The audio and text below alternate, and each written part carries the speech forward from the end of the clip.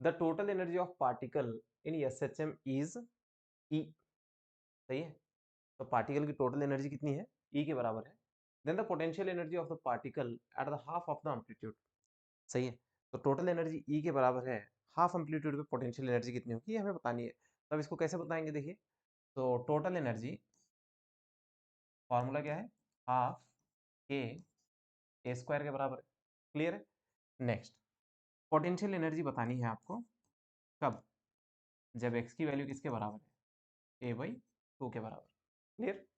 तो अगर आप देखें पोटेंशियल एनर्जी का फॉर्मूला, तो आप क्या लिखते हैं, half K X square, x की वैल्यू दिया है आपको, पुट कर दीजिए, तो ये वाला half K A square by four. तो यहाँ से देखेंगे आप, तो ये चीज़ आपको पता है कि टोटल एनर्जी है।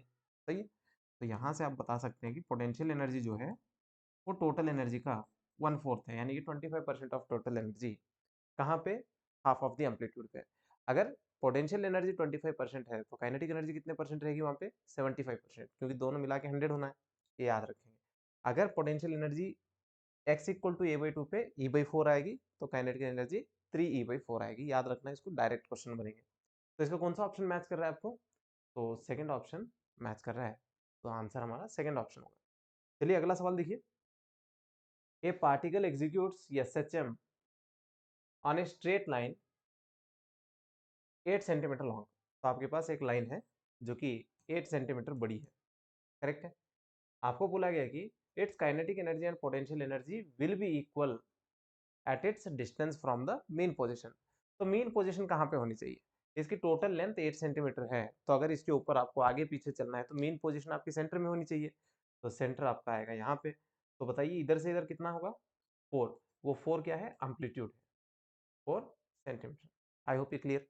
सही है, तो अब आपको बोला गया है कि यहाँ से कितनी दूरी पे जाएं जहाँ पे काइनेटिक एनर्जी की वैल्यू पोटेंशियल एनर्जी के बराबर हो। सही है, अब इसको कैसे सॉल्व करें, देखिए, काइनेटिक एनर्जी के लिए आप फॉर्मूला लिखेंगे, half M A square minus X square, ये काइनेटिक एनर्जी के लिए। और पोटेंशियल एनर्जी के लिए आप क्या लिखेंगे, हाफ, यहाँ पे एक ओमेगा स्क्वायर भी आएगा, या फिर इन जनरल आप इसको के स्क्वायर कर सकते हैं, आप इसको के स्क्वायर कर लीजिए।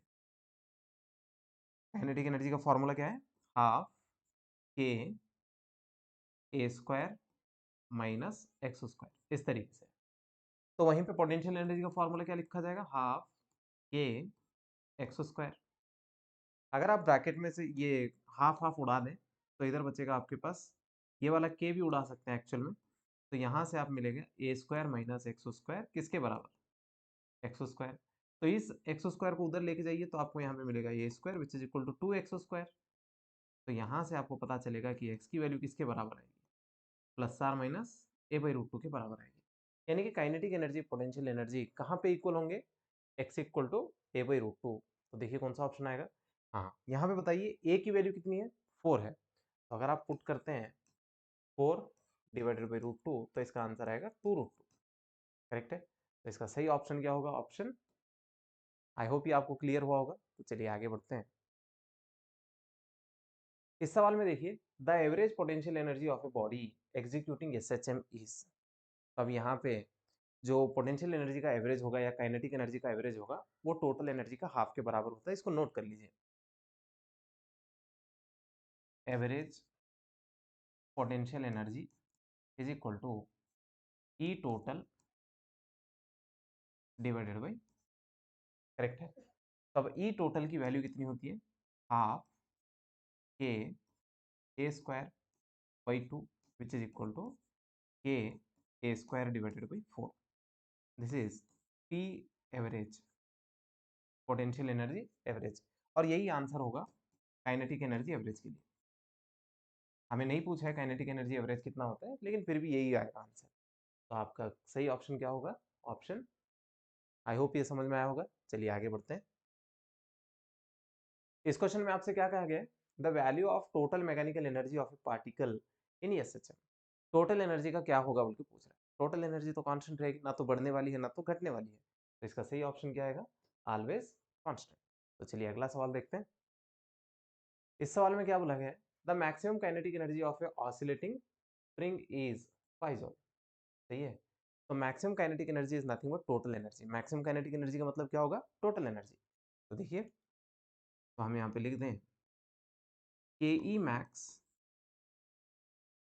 Equal to total energy which is equal to 5 joule. Correct है, 5 जूल। आपको क्या पूछा है उन्होंने, इट्स एम्पलीट्यूड इज 10 सेंटीमीटर। इसका एम्पलीट्यूड 10 सेंटीमीटर है, आपको फोर्स कांस्टेंट बताना है। तो ए की वैल्यू पता है 10 है, सही है, सेंटीमीटर में है, तो इसको डिवाइडेड बाई 100 लिख लेते हैं। करेक्ट है, अब ये मीटर में आ गया। तो आप बताइए टोटल एनर्जी के लिए हम फॉर्मूला क्या लिखें, total energy is equal to half K A square. सही है। तो अब यहाँ से टोटल एनर्जी के लिए आप लिखेंगे 5, ये वाला 1/2, के की वैल्यू हमें पता है नहीं, तो ए स्क्वायर अगर करेंगे तो ये 1/100 आएगा। करेक्ट है। तो यहाँ से आप इसको इधर मल्टीप्लाई कर लेंगे तो के की वैल्यू हो जाएगी 1000 न्यूटन पर मीटर। तो देखिए कौन सा ऑप्शन मैच कर रहा है आपके पास, 1000 न्यूटन पर मीटर के लिए ऑप्शन सी वाला सही है। राइट। आई होप ये आपको समझ में आया होगा। चलिए आगे बढ़ते हैं। इस सवाल में क्या बोला है, पोटेंशियल एनर्जी दे रखी है आपको, आपको x इक्वल टू -2 पे है, फोर्स कितना है बताना है। तो अब बताइए क्या होता है relation, F is equal to minus D U divided by D X. अब ये चीज कहाँ से आ गई, ये चीज आ रही है कंजर्वेटिव फोर्सेस से। कहाँ से, कंजर्वेटिव फोर्सेस। सही है। तो आप इसको डिफ्रेंशिएट करेंगे, minus as it is 8x² का डिफ्रेंशिएशन कितना आएगा, 16x। This is F. अब बताइए अगर आप x की वैल्यू -2 पुट करेंगे तो 2 इंटू 16 कितना हो जाएगा, 32 डायन। करेक्ट है। तो इसके लिए कौन सा ऑप्शन आएगा, ऑप्शन 4। आई होप ये आपको समझ में आया होगा। चलिए आगे बढ़ते हैं। अगला सवाल देखिए, displacement between maximum potential energy position and maximum kinetic energy position. Kinetic energy जहां मैक्सिमम होगी और पोटेंशियल एनर्जी जहां मैक्सिमम होगी, इन दोनों के बीच का जो डिस्टेंस है वो कितना हो सकता है बल्कि पूछ रहा है आपको। तो आप जानते हैं कि जो काइनेटिक एनर्जी है वो मीन पोजीशन पे मैक्सिमम होती है, यहाँ पे काइनेटिक एनर्जी मैक्सिमम है, और जो पोटेंशियल एनर्जी है वो एक्सट्रीम पोजीशन पे मैक्सिमम होती है। करेक्ट है। तो आप बताइए यहाँ से क्या लिखा जाए इसको। तो इन दोनों के बीच में जो गैप हो सकता है वो ए के बराबर हो सकता है या -a के बराबर हो सकता है, एम्पलीट्यूड के बराबर। तो कौन सा ऑप्शन आएगा, प्लस और माइनस। आई होप ये समझ में आया होगा। चलिए आगे बढ़ते हैं। अगला सवाल देखिए, ए particle is describing SHM with amplitude a when the potential energy of the particle is 1/4 of the maximum energy. सही है। तो पोटेंशियल एनर्जी कितना है, potential energy is 1/4 of maximum energy यानी कि टोटल एनर्जी। करेक्ट है। और एम्पलीट्यूड की वैल्यू a है बोल के मान लेते हैं। नेक्स्ट आपको क्या पूछा है, then it's displacement from the mean position. आपको x की वैल्यू बतानी है। क्या बताना है, x की वैल्यू। बताइए पोटेंशियल एनर्जी का फॉर्मूला क्या होता है, half K x² which is equal to 1/4। Total energy के लिए क्या होता है फॉर्मूला, हाफ के a²। दोनों साइड से आपने हाफ के उड़ा दिया, तो x² के लिए अगर आप लिखेंगे तो आपको मिलेगा a²/4। तो यहाँ से x की वैल्यू क्या आएगी, a/2 plus or minus a/2। तो कौन सा ऑप्शन मैच कर रहा है आपके लिए, थर्ड ऑप्शन। आई होप ये आपको समझ में आया होगा। चलिए आगे बढ़ते हैं। देखिए इस सवाल में क्या बोला है, the ratio of kinetic energy of the particle at the mean position. सही है। मीन पोजीशन पे काइनेटिक एनर्जी यानी कि total energy to the point when the distance is half of the amplitude. Half of the amplitude पे क्या होगा। तो देखिए यहाँ पे x की वैल्यू a/2 दिया है। करेक्ट है। तो आपको इस जगह पे काइनेटिक एनर्जी देखिए कितनी आती है, हाफ के a² माइनस x²। तो यहाँ से अगर आप लिखेंगे तो हाफ के a² माइनस a²/4। तो आपको आंसर आएगा यहाँ से हाफ के 3a²/4। करेक्ट है। नेक्स्ट, टोटल एनर्जी का फॉर्मूला आपको पता है, आपको रेशियो चाहिए total energy divided by kinetic energy. Total energy का फॉर्मूला होता है हाफ के a²। काइनेटिक एनर्जी कितनी मिल रही है आपको, हाफ के 3a² डिवाइडेड बाई 4। ये देखिए हाफ के काट दिए, स्क्वायर स्क्वायर काट दिए, तो आंसर क्या बच रहा है 4/3। तो कौन सा ऑप्शन मैच कर रहा है आपके लिए? Third option. आई होप ये समझ गए होंगे। चलिए आगे बढ़ते हैं। जब भी कहीं पे आपको बोला जाए कि मैक्सिमम काइनेटिक मैक्सिमम पोटेंशियल, तो इसका मतलब टोटल एनर्जी है। सही। चलिए अगला सवाल देखिए। A particle is executing SHM if its kinetic energy potential energy are equal, then the ratio of the displacement and amplitude will be। सही है। क्या पूछा है देखिए, अगर पोटेंशियल एनर्जी काइनेटिक एनर्जी बराबर हो जाए तो आपको पूछ रहा है कि x/a की वैल्यू कितनी आएगी। चेक करते हैं। तो यहाँ से अगर हम देखें तो हमें पता है कि इसके लिए फॉर्मूला होगा हाफ के एक्स स्क्वायर, इसके लिए फॉर्मूला होगा half K A square minus X square. Correct है। हाफ के काट देंगे तो यहाँ से X square is equal to A square minus X square आएगा। करेक्ट है। तो इसको इधर लेके जाएंगे तो ये होगा 2x² which is equal to A square. तो x की वैल्यू आएगी यहाँ से a/√2।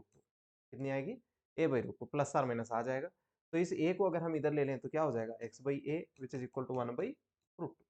देखिए कौन सा ऑप्शन मैच कर रहा है इसमें? तो इसके लिए सही ऑप्शन आएगा ऑप्शन 1। करेक्ट है। तो चलिए आगे बढ़ते हैं। इस सवाल में क्या बोला गया, which of the following is constant during SHM. जब ऑसिलेशन हो रहा होगा तो उस टाइम पे क्या चीज कांस्टेंट रहेगी? वेलोसिटी तो बदल रही है, एक्सेलरेशन भी बदल रहा है, फेज भी बदल रहा है, तो इसका मतलब बचा कौन? Total energy. तो ये आंसर क्या होगा इसका? Total energy. इस सवाल में देखिए, जब भी ऐसा वाला सिंबल दिखाई दे तो ये एवरेज है। If E average and V average denotes average kinetic energy and potential energy, तो आपको रिलेशन बताना है इनमें से क्या होगा। हमने अभी थोड़ी देर पहले भी देखा है कि एवरेज काइनेटिक एनर्जी और एवरेज पोटेंशियल एनर्जी दोनों इक्वल होते हैं। तो इसका आंसर क्या आना चाहिए? ऑप्शन 1 आना चाहिए। चलिए आगे बढ़े।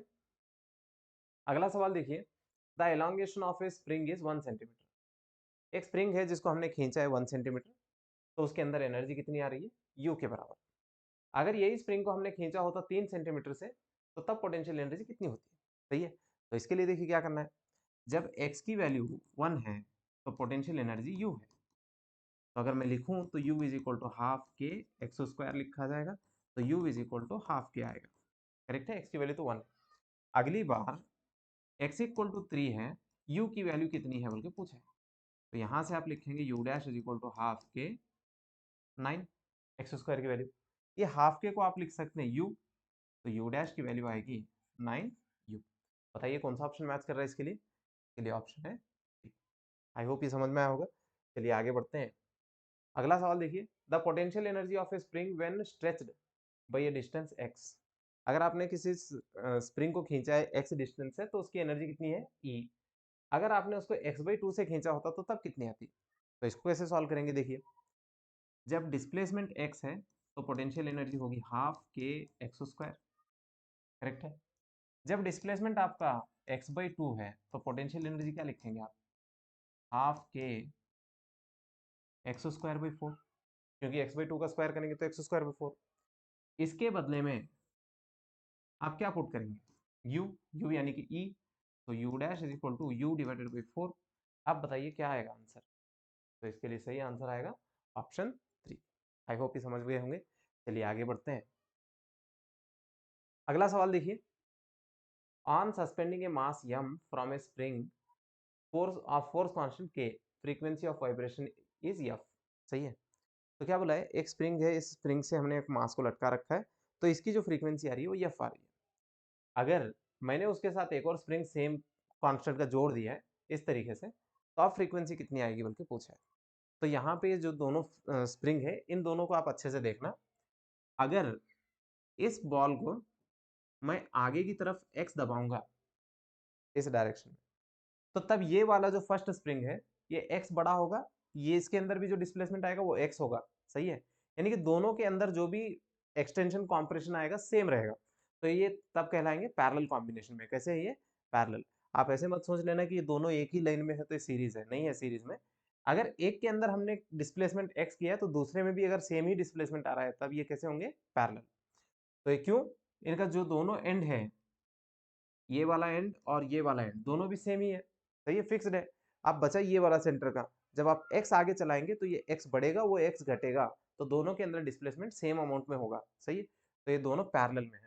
तो जब स्प्रिंग्स पैरेलल में होते हैं तो इनका जो रिजल्टेंट होगा के पी वो K1 प्लस K2 के बराबर होगा। किसके बराबर होगा? K1 plus K2।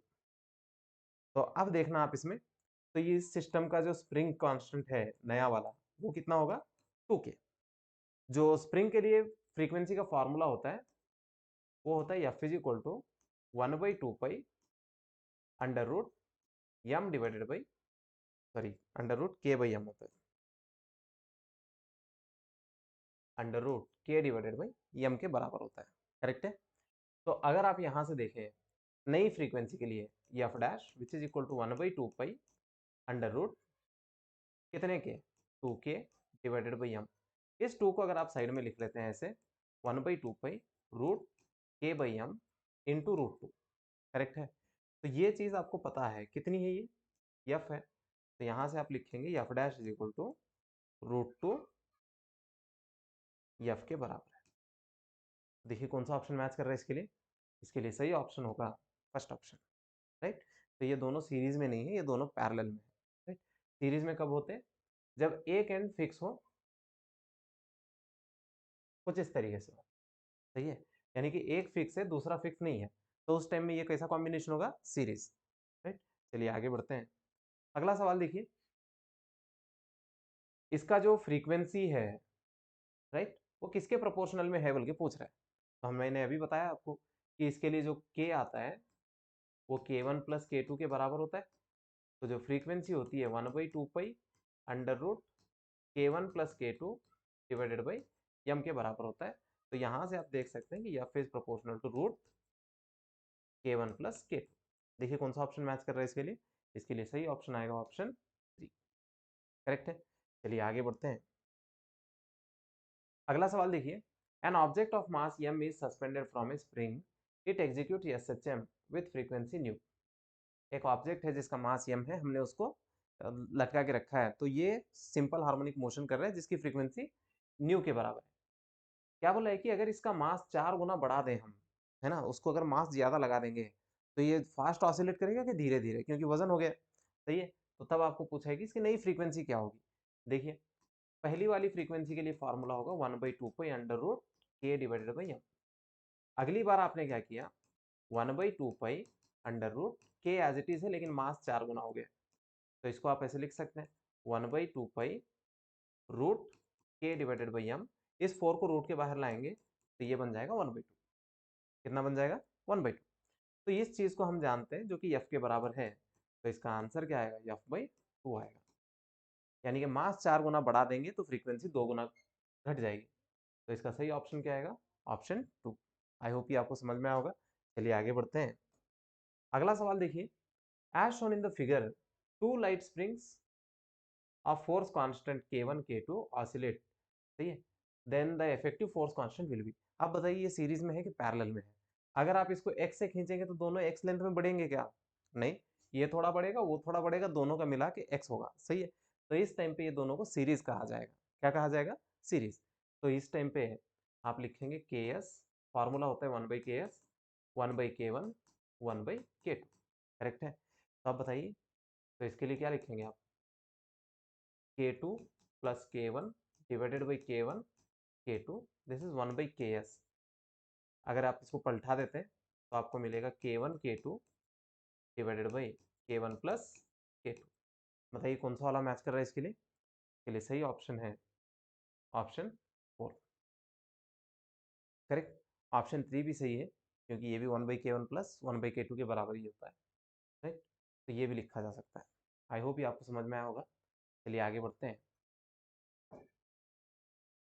Next, two springs of constants, two springs of same length, दोनों की लेंथ सेम है, K1 K2, right, as shown in the figure. An object, ये वाला इस तरीके का सिस्टम दे रखा है, तो आपको पूछा गया कि इसका टाइम पीरियड क्या होगा। क्या पूछा है आपको? Time period. अब टाइम पीरियड के लिए आप क्या करेंगे? पहले इन दोनों को देखेंगे कैसे, सीरीज में है कि पैरेलल में है? पैरेलल में है। तो इनके लिए आप लिखेंगे KP which is equal to K1 plus K2 के बराबर। सही है? टाइम पीरियड लिखना चाहते हैं तो फॉर्मूला होता है 2 pi root M divided by KP। सही है? तो यहाँ से आप पुट कर देंगे तो 2 pi under root M divided by K1 plus K2। बताइए कौन सा ऑप्शन मैच कर रहा है इसके लिए? इसके लिए सही ऑप्शन है ऑप्शन 4। आई होप ये आपको समझ में आया होगा। चलिए आगे बढ़ते हैं। इस सवाल में देखिए आपको पूछा गया कि टोटल स्प्रिंग कांस्टेंट कितना आएगा। तो आप पहले देखिए ये दोनों कैसे है, सीरीज के पैरेलल, ये दोनों है पैरेलल में, तो इनका आंसर आपको आएगा 2k के बराबर। करेक्ट है, 2k1। और ये 2k1 और ये k2 आपस में कैसे हैं, सीरीज में। तो टोटल फाइनल आंसर आप क्या लिखेंगे, 1/ks is equal to 1/2k1 plus 1/k2। हाँ, पिछले वाले क्वेश्चन में ये वाला आंसर नहीं होगा क्योंकि इसको रिवर्स करना था, ये नहीं होगा ये वाला ऑप्शन, क्योंकि इसको सॉल्व करने का रिवर्स भी करना होता है, तो ये नहीं आएगा, सिर्फ ये एक ही आएगा। राइट। तो नेक्स्ट इस क्वेश्चन में भी अगर आप देखें इसको तो क्या लिखेंगे, K S equal to 1/2k1 plus 1/k2 whole power -1। इस तरीके से लिखा जा सकता है।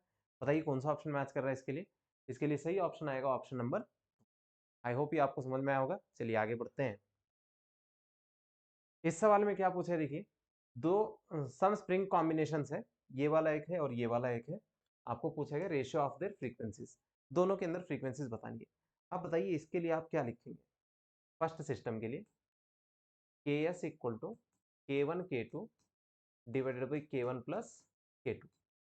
तो दोनों की वैल्यू k है तो ये k square divided by 2k, ये और ये काट देंगे तो के एस की वैल्यू कितनी आएगी, k/2 के बराबर आएगी। सही है। तो अगर आप इसकी फ्रीक्वेंसी लिखना चाहेंगे तो f1 is equal to 1/2 under root k divided by 2m, mass m है। करेक्ट है। ये फर्स्ट वाले की फ्रीक्वेंसी है। सेकंड वाले के लिए अगर आप लिखना चाहते हैं तो ये k 2k और ये वाला k, तो आप ऐसे लिखेंगे kp equal to k1 k2 divided by k1 plus k2। हाँ, इन दोनों का कितना आ गया था आंसर, ये दोनों के लिए आंसर आ रहा है 2k। 2k और k आपस में सीरीज में है तो यहाँ पे पुट करेंगे हम 2k into k divided by 2k plus k। तो टोटल आंसर क्या आएगा इसका, 2k/3 के बराबर आएगा। दिस इज kp सेकेंड वाले सिस्टम के लिए। अगर आप इसके लिए सॉल्व करते हैं तो f2 की वैल्यू आपके लिए कितनी आएगी, 1/2 under root 2k divided by 3m के बराबर आएगी। सही है। अब आपको दोनों का रेशियो लिखना है तो कैसे लिखेंगे देखिए, f1 divided by f2 is equal to 1/2 under root k divided by 2m into 2 root 3m divided by 2k। सही है। तो अब यहाँ से आप देखेंगे ये 1/2 काट दिया हमने, k/m और k/m भी काट दिया। तो अब क्या बच रहा है, √3 डिवाइडेड बाई √2 इंटू √2 क्या हो जाएगा, 2। तो इसका सही आंसर क्या आना चाहिए, √3/2 के बराबर आना चाहिए। आई होप ये सॉल्यूशन आपको समझ में आया होगा। चलिए आगे बढ़ते हैं। इस सवाल में क्या बोला है, एक स्प्रिंग है जिसको हमने ऑसिलेट करने के लिए रखा है मास m के साथ। सही है। द टाइम पीरियड कितना था तब, 2 सेकेंड। तो इसको क्या बोला है, ऐसे एक स्प्रिंग को लटका के हमने इसके साथ एक मास m लटका रखा है तो इसका टाइम पीरियड आ रहा है 2 सेकेंड। करेक्ट है। अगली बार हमने क्या कर दिया, मास को बढ़ा दिया। सही है। तो मास को हमने इसके अंदर बढ़ा दिया, कितने केजी बढ़ा दिया, 2 केजी। तो अब इसका मास हो गया m+2। करेक्ट है। तो अब जो इसका टाइम पीरियड है वो बढ़ चुका है 1 सेकंड से, यानी कि पहले 2 सेकंड था तो अब 3 सेकंड हो गए, 3 सेकंड। तो आपको पूछा गया कि इनिशियल मास कितना था, तो आप अगर इसका टाइम पीरियड लिखते हैं t1 is equal to 2 root m divided by k होता। करेक्ट है। तो यहां से आपको मिलता 2 second is equal to 2 root m by K. आप उसके लिए भी अगर लिखते हैं तो आपको डायरेक्ट आंसर मिल जाता 3 is equal to 2 root m+2 divided by K, constant K. Correct है। हाँ, अगर आप दोनों को डिवाइड करते हैं तो आपको क्या मिलेगा देखिए, 3 डिवाइडेड बाई 2, इसको इससे डिवाइड करिए तो 2 पाई तो कट गया, तो ये हो गया m+2 डिवाइडेड बाई m, क्योंकि k और k भी तो कट जाएगा डिवाइड करने के बाद। अब आप इसको स्क्वायर कर लीजिए दोनों साइड पे, तो इधर बन जाएगा ये 9/4 which is equal to m+2 divided by M. तो आप अगर क्रॉस मल्टीप्लाई करके सॉल्व करते हैं तो ये हो जाएगा 9m plus 4m, sorry 9m equal to 9m equal two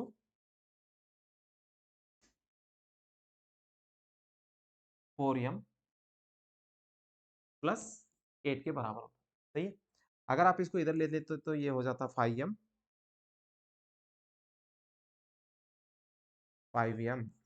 equal to 8। तो m की वैल्यू होती 8 डिवाइडेड बाई 5। तो आपका आंसर आता 1.6 kg। तो देखिए कोई ऑप्शन है क्या?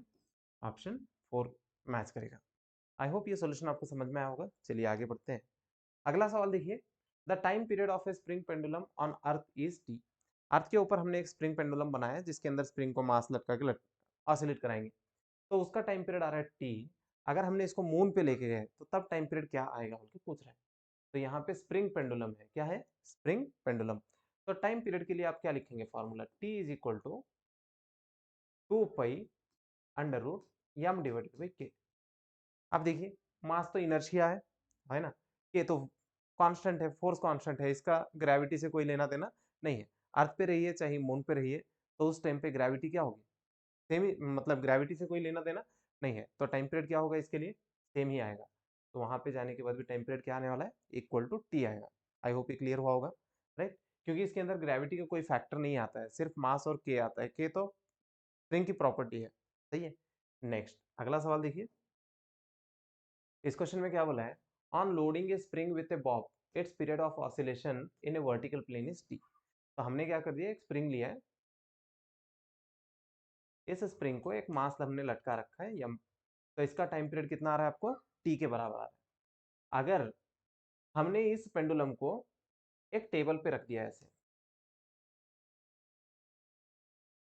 इस तरीके से, तो तब टाइम पीरियड कितना आएगा बोल के पूछ रहे हैं। आप बताइए, टाइम पीरियड का जो फॉर्मूला था वो था 2 pi under root M divided by K. ये जो टाइम पीरियड है सिर्फ मास पे डिपेंड करता है, स्प्रिंग कांस्टेंट पे। पहले भी स्प्रिंग वही था तो दोनों का कांस्टेंट भी सेम है। पहले मास जितना था अब भी मास उतना ही है। तो इसका मतलब स्प्रिंग का जो ओरिएंटेशन चाहे जैसा भी रख लो आप, लेकिन टाइम पीरियड कैसा रहेगा? सेम ही रहेगा। तो आंसर क्या आना चाहिए? टी। आई होप ये आपको क्लियर हुआ होगा। चलिए आगे बढ़ते हैं। इस सवाल में देखिए, इन ए वाइंडिंग वॉच यानी कि spring watch the energy stored. अब बताइए, स्प्रिंग को जब हम टाइट करते हैं तो उसमें एक एनर्जी स्टोर हो जाती है, तो वो कौन सी एनर्जी होती है? काइनेटिक होती है कि पोटेंशियल? स्प्रिंग को जब भी हम डिफॉर्म करेंगे तो उसके अंदर पोटेंशियल एनर्जी आती है। कौन सी एनर्जी आती है? Potential energy. तो इसका आंसर क्या आएगा? Potential energy. चलिए आगे बढ़ते हैं।